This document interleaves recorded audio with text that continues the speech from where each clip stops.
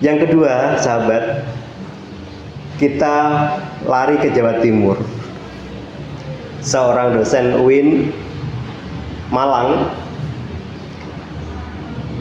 karena terlalu baiknya sehingga dia di framing sebagai orang yang terbelakang, padahal dosen filsafat dan tasawuf, orang yang luar biasa bergelut dengan akhlak, dengan kebaikan, memandang sesama adalah bagian dari makhluk Tuhan yang harus sama-sama dikasihani, tapi di framing oleh sedemikian rupa sehingga seolah dia orang dolim, terbelakang, gila, cabul, dan lain-lain.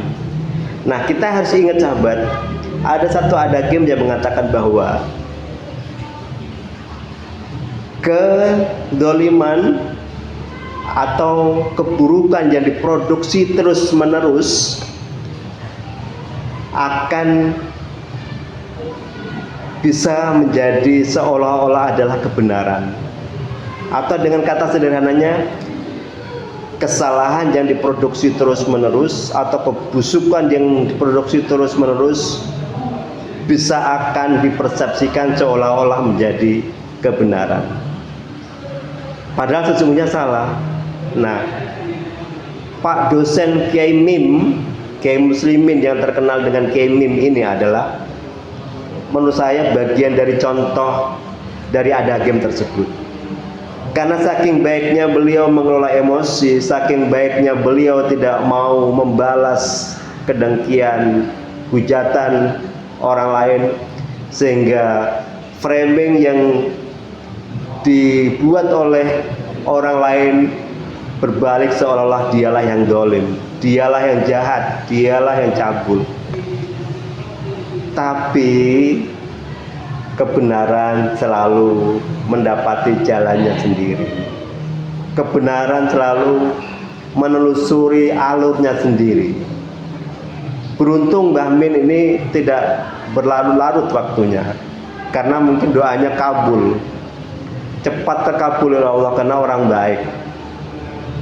Akan tetapi kalau ini tidak di-manage, tidak dilawan oleh orang-orang yang memiliki ilmu dan kebenaran, maka bisa jadi kasus Mbah Min ini akan menimpa banyak orang dan semua akhirnya dalam kegelapan.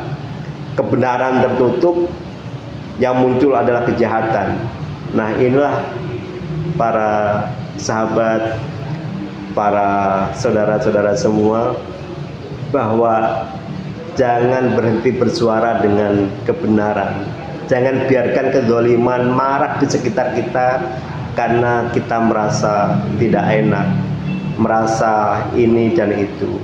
Akibat seperti Mbah Min, beliau terusir dari rumahnya yang baru dibangun beberapa tahun, baru mau menikmati rumah hasil jeripayahnya untuk hari tuanya, tapi kemudian karena persoalan-persoalan yang seperti itu, Mbah Min harus terusir dari rumahnya. Beruntung sekali lagi, Allah itu maha adil, Allah itu maha mendengar, sehingga Mbah Min dan keluarganya hari ini mendapatkan satu ujroh, satu balasan yang luar biasa di luar pikiran kita.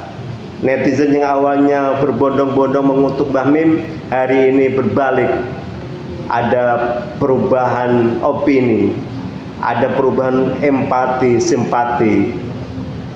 Kenapa? Karena kesabaran Mbah Min, karena ketawakalan Mbah Min, karena doa Mbah Min. Nah, siapa yang bisa dan mau meniru kondisi seperti Mbah Min? Semua harus bisa menirunya. Akan tetapi karena kita belum tentu seberuntung Mbah Min, ketika ada kesalahan, ketika ada sesuatu yang janggal, maka watawasau bil haq watawasau bis sabr harus kita kedepankan.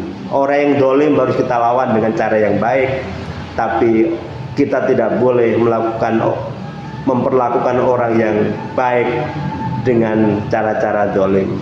Orang dolim harus kita perbaiki dengan cara saling menasihati, tapi kita tidak boleh berperilaku mendolimi, menjahati, apalagi punya niat lebih dari itu terhadap orang lain. Demikian sahabat semua, kita petik pelajaran apa yang terjadi di Jawa Barat dan Jawa Timur hari ini. Mudah-mudahan kita semua mendapatkan kebaikan, dari hari ke hari menjadi orang lebih baik, dan pada akhirnya kita termasuk orang-orang yang beruntung. Wassalamualaikum warahmatullahi wabarakatuh.